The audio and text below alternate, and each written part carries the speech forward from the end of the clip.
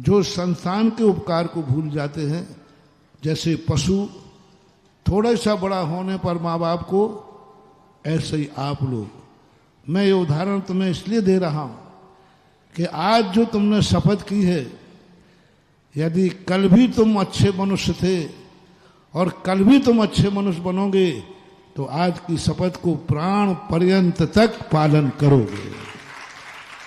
कितना भी लोभ दे दें, कितना ही अपमान हो जाए, कितना ही कोई हमें करे, लेकिन संस्थान को और संस्थान के ज्ञान को और गुरु को कभी नहीं भूलना। ये अभी दीपक जी ने आपको शपथ दिलाई। आमना जो संस्कार दिए गए, लोग संस्कार भूलने लगे।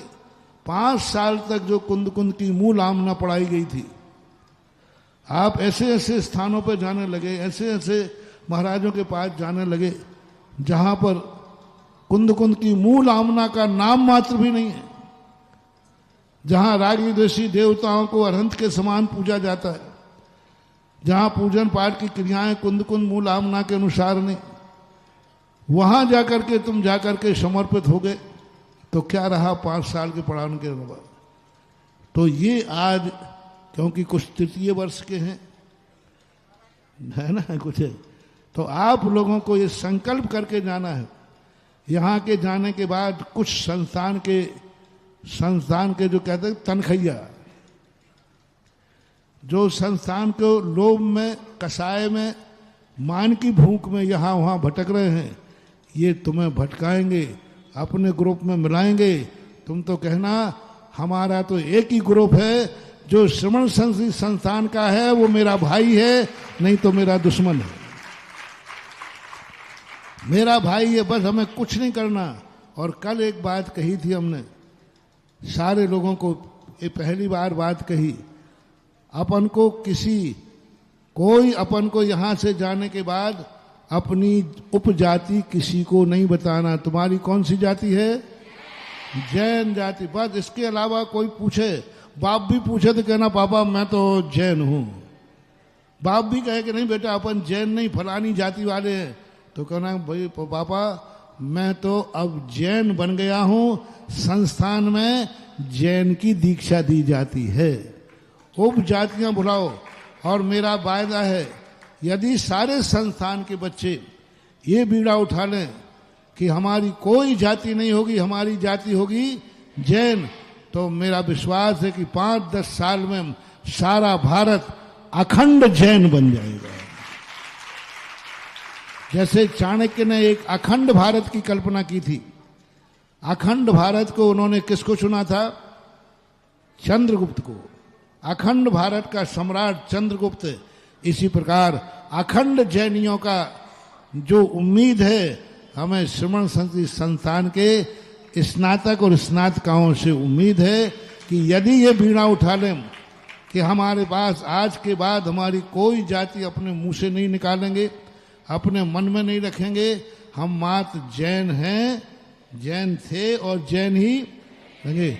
बस ये आज के अभी कह रहे थे ना, आशीर्वाद वचन दो, तो ये सबसे बड़ा आशीर्वाद वचन आज लेके जाओ कि जितने तीनों संस्थान के बच्चे हैं, आज के बाद अपनी कोई उपजाति, अरे जब अपने पास मूल जाति है तो उपजाति क्या जरूरत? मूल जाति कौन सी है? जैन। बस एक समाज में, प्रवचनों में, सब में, नहीं साहब मैं जैन हूं, बस मैं अधिक से अधिक लगाना है तो मैं दिगंबर जैन हूं। ये संस्कार अपन को लाना है। और ये झंडा यदि अपन ने पूरे भारत में फहरा दिया, तो आज के युग में जातियों के भेदभाव में, ग्रुपबाजी में जो हमारा समाज टूट रहा है, हम एक दिन यह संस्थान सारे भारत की जैन समाज को अखंड जैन कर देगा। और करना है अपन को। तो ये 2-3 बातें आपको संक्षिप्त प्रवचन में है। पहली बात आपको अब बताया, अभी तो दीपक जी ने शपथ कराई थी, अब मैं पूछ रहा हूं क्या यह शपथ जिंदगी की अंतिम श्वास तक पलेगी? कि जैसे पुराने स्नातक 10 ज्यादा नहीं है, 10-12 अभी तक के पूरे 1000 से ऊपर में मात्र 10 से 15 स्नातक कृतघ्न निकले, जो पशु पर्याय से आए थे और मर के पशुओं में जाएंगे। वो कर्म की भूल हो गई थी कि उन्होंने यहां पर, तो ऐसे। लेकिन आज के बाद मेरा संस्थान का मैं गर्व करना चाहता हूं। मेरे संस्थान का बालक बालिका ना पशु पर्याय से आए थे और ना पशु पर्याय में जाएंगे।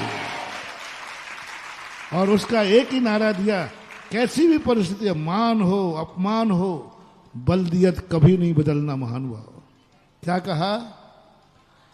मान हो अपमान हो कुछ भी हो, लेकिन बल्दियत कभी नहीं बदल जाती। बाप की बल्दियत नहीं बदली जाती, ऐसे ही मान हो अपमान हो, गुरु की बल्दियत नहीं बदली जाती।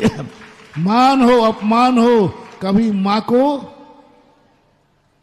कुंद कुंद की मूल जनवाणी हमारी माँ है, तो हमें कुंद कुंद की जो मूल परंपरा हमें मिली है, इसको कितना भी लोभ मिले, कितना भी कुछ करें, लेकिन कभी अपने इन संस्कारों को बदलना नहीं है। तो मैं मान लूं कि यह शपथ तुम्हारी यहां से निकलने के बाद भी यह शपथ कायम रहेगी। थोड़ा हाथ तो उठाना, वीडियो बना लियो भैया। बस जो पहले हुआ छोड़ो उसको। आज के बाद संस्थान एक नया रूप लेगा, जो इस संस्थान से जाने के बाद भी संस्थान का ही रहेगा।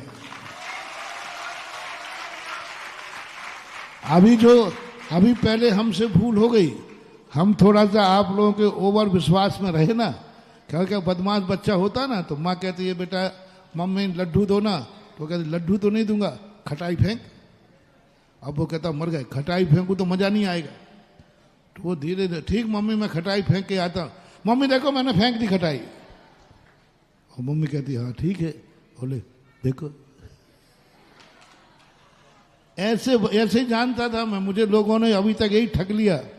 नायद महाराज हम तो आपके ही हैं, संस्थान के ही हैं, यहीं मरेंगे यहीं जिएंगे, जीवन के साथ तो जीवन के, हाँ संस्थान में भी और संस्थान के। अब मैं ठगा गया।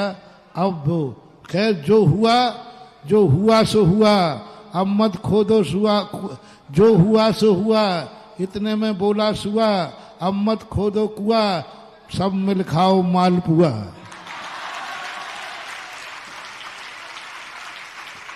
जाने दो उनको, जाने दो, कुछ नहीं है, अंत में पछताएंगे। कर अपन को आज से चेतना है, जब जागो सवेरा है। अब सारे स्नातक, सारे बंधु, आज का ये 15-20 मिनट का प्रवचन आपकी जिंदगी का मंत्र है, आशीर्वाद है। कभी संस्थान को अपन को नहीं छोड़ना। जहां संस्थान का नाम नहीं, वहां सोना भी मिले तो बेकार है। जहां संस्थान का नाम नहीं लेने दिया जाए, उपकारी का नाम नहीं लेने दिया जाए, उनसे कहना उसी संस्थान की बदौलत है जो आज तुम मुझे पूछ रहे हो। कोई पूछ रहा है ना तुम्हें, तो किसकी बदौलत पूछ रहा है? आज जो तुम पूछ रहे हो संस्थान की बदौलत पूछ रहे हो। यदि मैं संस्थान में नहीं पढ़ा होता तो आप मुझे पूछने वाले नहीं थे। तो जिस संस्थान की बदौलत वो बाजू वाला दूसरा पूछ रहा है, उस उपकारी को मैं भूल जाऊं? नहीं।